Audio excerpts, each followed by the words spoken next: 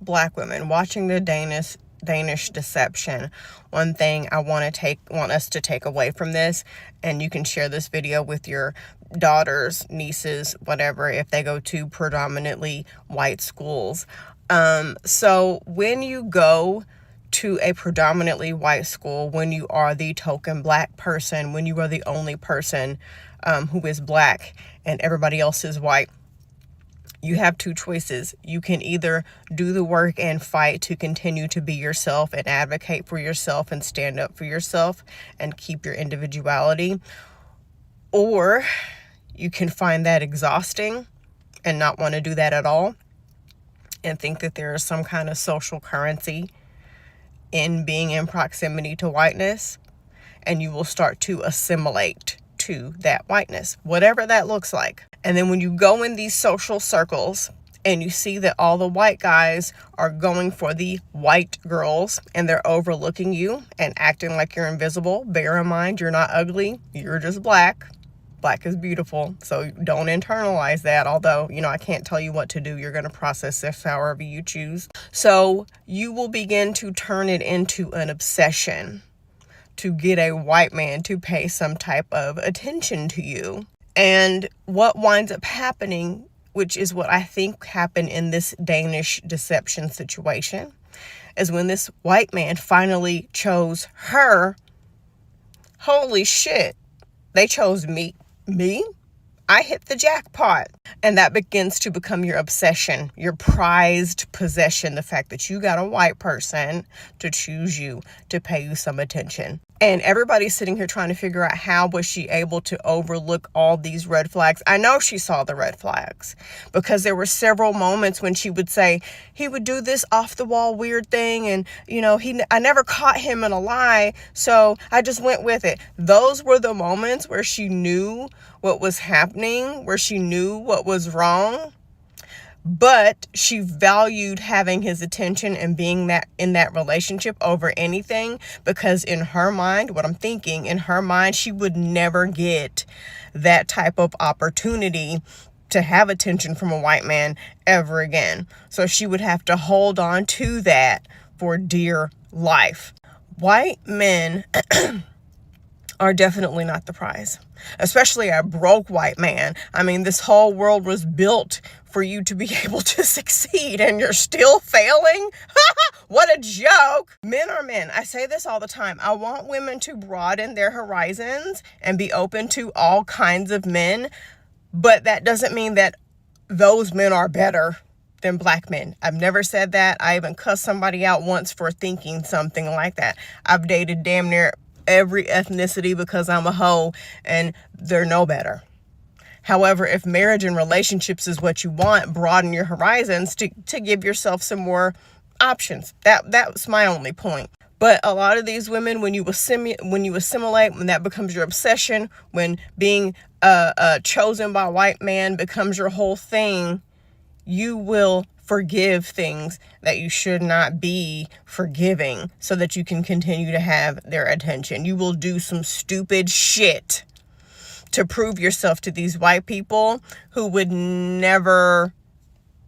don't value you. You're just the person in the friend group that they can say racist shit and then say, well, I'm not racist because I have a Black friend. You're just someone who makes them feel like a white savior, who makes them feel good about themselves because they know a Black person. They're still going to say and do racist shit. Just like, I don't know if y'all saw the clip in the series where she was talking to one of her white friends and she was asking him how he was able to fall for the guy's deception or whatever. And he was like, first of all, he mispronounced her name and said, oh, well, you're Nigerian. I just thought you were in on it. Y'all are scammers. And she just said it like, oh, what'd you have for lunch? Like it was no big deal. And low racial self-esteem is real. You have to validate yourself. You will have to do the tireless work of standing up for yourself and advocating for yourself and learning about who you are and taking pride in that. Because if you don't, you will be swept up in the waves of this tsunami of whiteness that was never made for you. It's not made for us. You will never be accepted amongst them. I don't care how much you try to talk like how you think a white person talks. I don't care how you do your hair. I don't care the music you listen to because you think they might like it, the places you go, whatever. They will never see you as one of them. It will never happen. And you will turn into a joke trying to chase their validation. Hey guys, welcome back to my channel.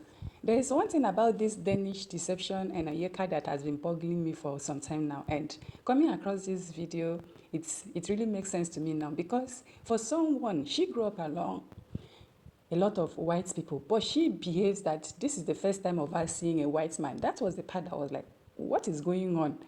The way she was so the way she was like funny about this man, as if this is someone that has come in contact or seen a white person for the first time, was like the part that was boggling me. And I feel like, I think I was trying to relate to her, like, you see white men every day, or you see white people every day, but I feel like what I'm trying to say now, this man, she has been surrounded, she has been surrounding herself with white girls, white people every day. And I feel like every time maybe they went out vacation, bar, club, whatever, and all the white men have been choosing her white friends.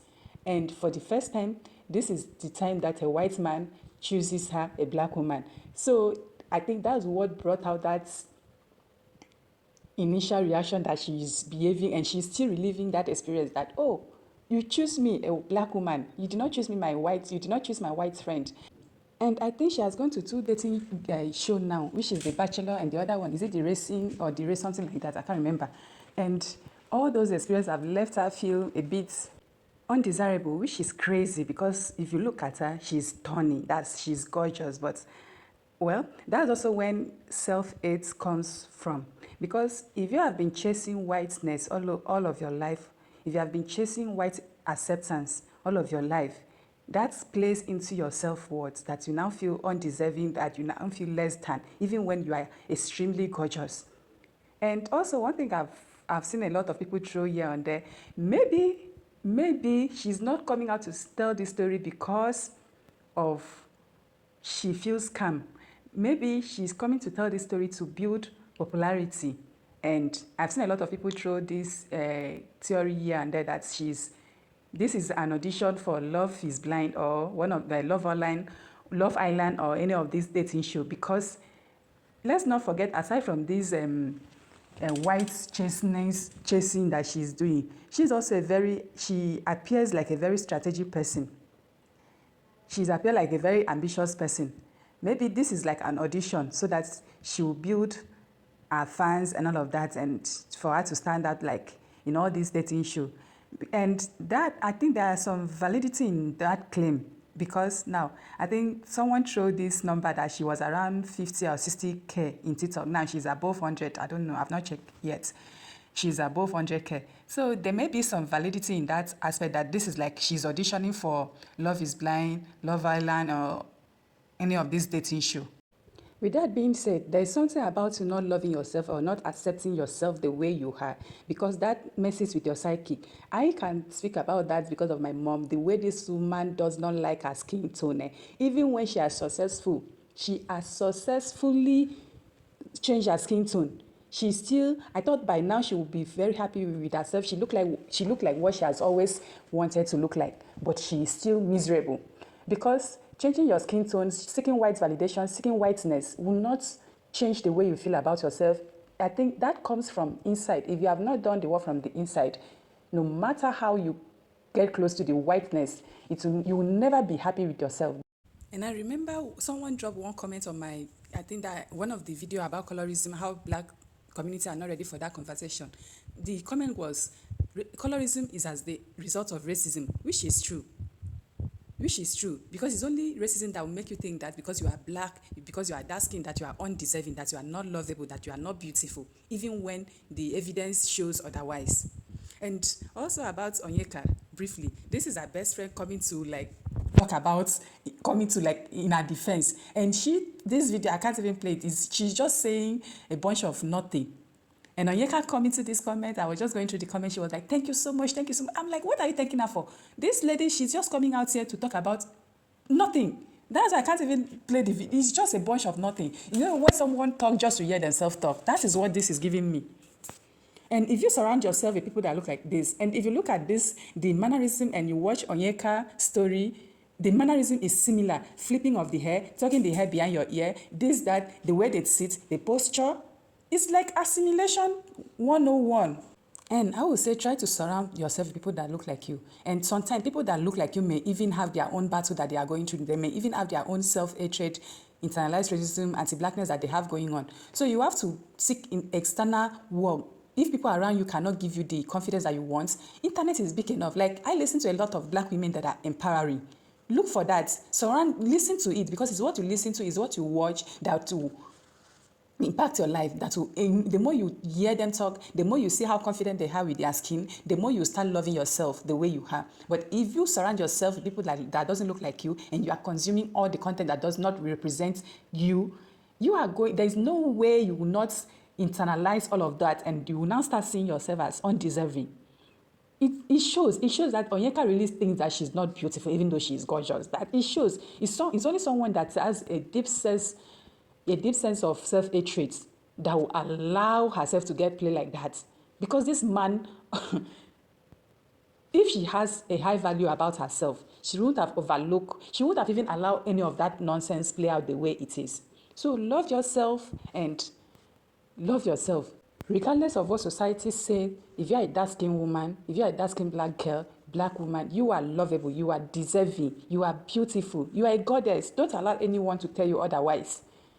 And try to consume a content that looks like you. It will also help with your self-worth. That's it for today's video. Let me know what you think about this video. Do you think she's really auditioning for Love Island, for a reality show? Let's talk in the comment section. Please don't forget to give this video a thumbs up. Share this video with anyone you want to have this kind of conversation with. It really helps my channel. And subscribe to my channel. I'll talk to you in my next video. Thanks for watching. Bye.